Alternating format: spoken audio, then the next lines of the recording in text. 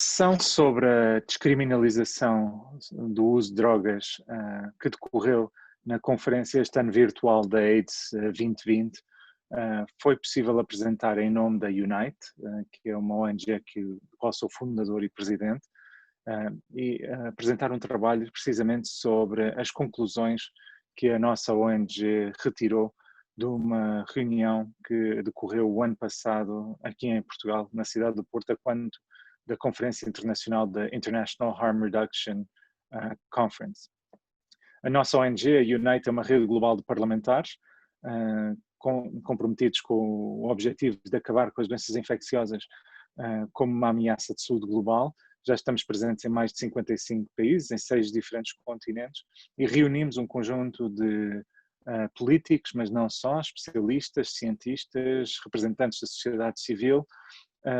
no Porto durante um dia inteiro, e discutimos os aspectos políticos da descriminalização de drogas, em que naturalmente o exemplo de Portugal acabou por estar presente e visto até como uma boa prática e um exemplo para o resto do mundo, no ano em que completamos quase 20 anos desde que a legislação foi aprovada. E, portanto, aquilo que foi visto inicialmente como uma experiência, hoje é visto como um caso de sucesso confirmado. Também foram vistos alguns desafios relacionados com esse mesmo modelo, algumas coisas que não funcionam tão bem, e por isso também foi útil. Eu diria que as principais conclusões que nós apresentamos no póster, que acabou por ser apresentado nesta Conferência Internacional da AIDS, versam sobre o facto de que o poder político, de uma vez por todas, tem que olhar para a evidência científica, tem que tomar decisões baseadas na ciência, e quando falamos de redução de danos como uma ferramenta fundamental para, no fundo, a dissuasão dos comportamentos aditivos, particularmente em relação ao consumo de substâncias, que a redução de danos é uma ferramenta-chave. A descriminalização do uso de drogas por si só é possível ser bem sucedido se for acompanhado de uma política ativa de redução de danos e de uma política ativa de investimento na saúde mental, que muitas vezes falha. Aquilo que também foi visto é que o modelo de descriminalização do uso de drogas trouxe de facto uma redução do número de novas infecções hematogénicas, como seja o caso do VIH-Sida e da hepatite C.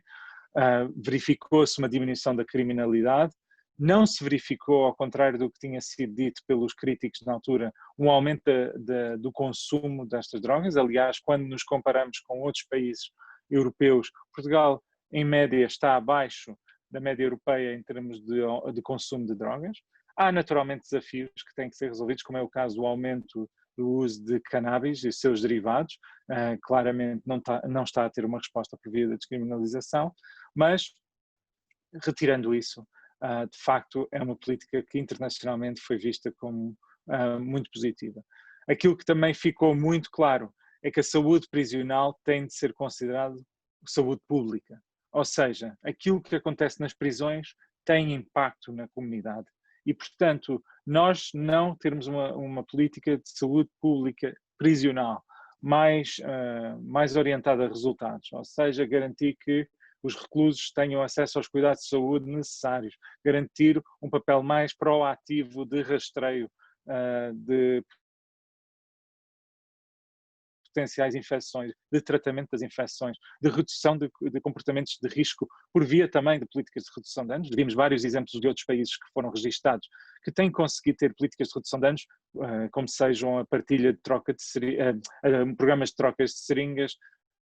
como sejam programas de metadona, entre outros, que com sucesso dentro dos estabelecimentos prisionais diminuem de facto outros comportamentos que levam no final do dia a um aumento do conjunto de doenças infecciosas, para além do conjunto de outros problemas, que depois se traduzem a problemas ainda mais graves na sociedade quando os reclusos cumprem a sua sentença e são libertados na sociedade como cidadãos de plenos direitos. Mas, ao não fazermos isto, no fundo estamos a destruir o seu projeto de vida potencial e estamos a contribuir para uma degradação daquilo que é a sociedade. Um outro aspecto, e se calhar terminava aqui, é que a redução de danos, a política de redução de danos, a conclusão foi que a política de redução de danos tem que ser equiparada ao amor. ou seja, só funciona se for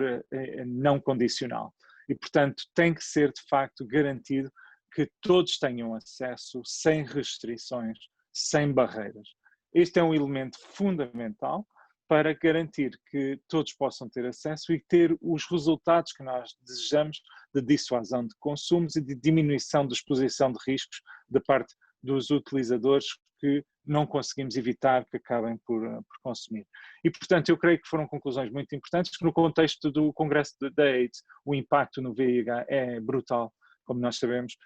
quando o VIH de facto estava presente como causa de infecção acima dos 50%